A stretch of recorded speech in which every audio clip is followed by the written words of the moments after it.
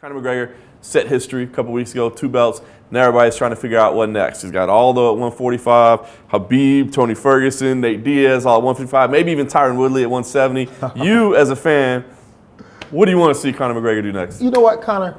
Forget the rest of those bums. Mr. Brunson won a, red penny night? So yeah, just come on up to 185. I'll let you get the first punch.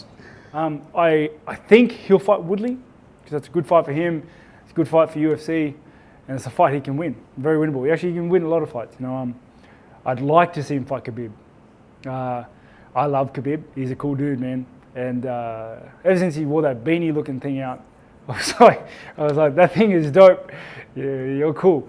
And I love the way he fights. I love his attitude. And yeah, I'd love to see that fight. Khabib.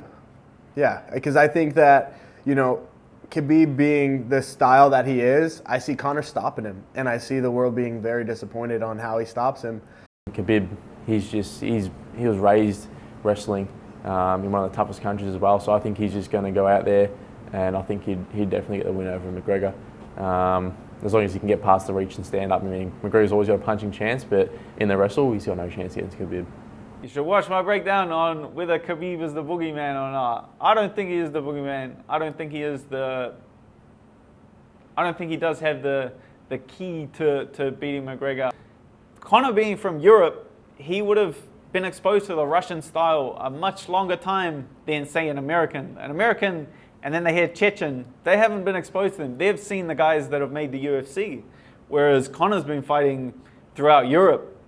They would have been fighting Chechen. He would have had guys from his gym fighting Chechen guys on M1, on Bama. It would have cross-chained. He would have known the style. His wrestling coach is Russian, so he would have been exposed to that style for a long time. And it's just an unfounded style to a lot of people. To Conor, I think he's been exposed to that style a much longer period of time.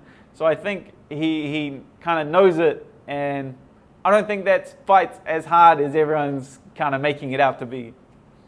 You put that man in there with Tony Ferguson, I pray that you put him in there with Tony Ferguson, because Tony Ferguson's going to treat him like a punk. And anybody in this world can disagree with me, I don't care.